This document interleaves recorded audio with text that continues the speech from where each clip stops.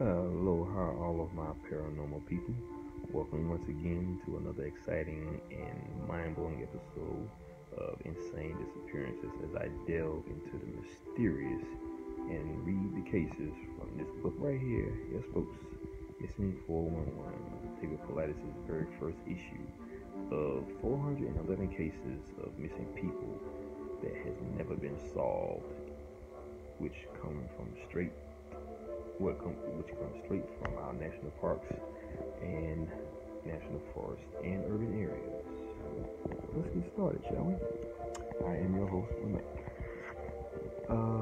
This story that I want to read to you today, this case, I don't know why I keep calling them stories. This case I want to read to you is about a young man named John Gunn. He went missing on July 28th, 1967 at Camp 4 in Yosemite National Park in California. He was at the age of 19 when he disappeared. John Gunn and his traveling companion Kevin Klein, he was 23, were work associates at the Yosemite National Park and Curry Company gas station in Yosemite Village. They started at 11:30 a.m. and were going to hike from Camp 4 to Upper Yosemite Falls and Eagle Peak.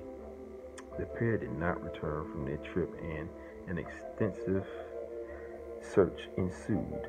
According to an article in the Modesto Bee, searchers found Kevin's car at Camp 4 and his motorcycle at an old entry point of a stagecoach road. The rangers theorized that the pair were going to ride the motorcycle back to the valley via another route. SAR teams questioned backcountry packers and searched by air and horseback, but found nothing of the pair.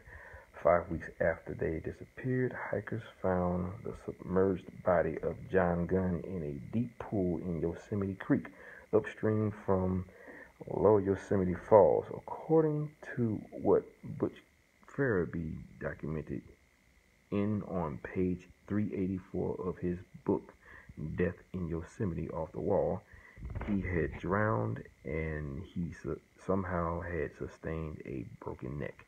Kevin was never found. No death certificate was ever issued, and he is still presumed to be a missing person. Now, here's another case where two employees inside Yosemite go missing. One is found dead under highly suspicious circumstances. When the coroner's report indicated the cause of death is drowning, it would mean that the person was alive when they entered the water and inhaled water into their lungs.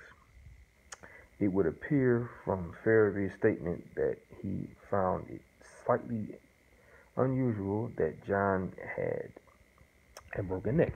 And I say the same thing because none of that really makes any sense. I mean, he went into the water, and before he went into the water, he had a broken neck, so somebody had to have broken it. Who? I don't know. And the fact that they were supposed to be going to Yosemite Falls and Eagle Peak, at some point at that where they ended up at, they just vanished in the thin air, or at least Kevin did. The other one, he ended up dead in a deep creek somewhere. And once again, it's a creek, but it was a deep creek, and he was in the creek. They didn't mention the decision of his body or anything, or the condition of his body. But who knows?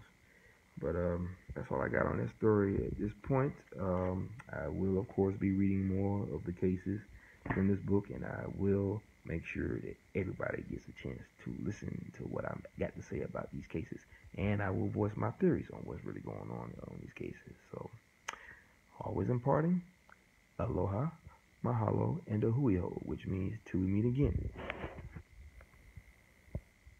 Hang loose, guys. Be blessed.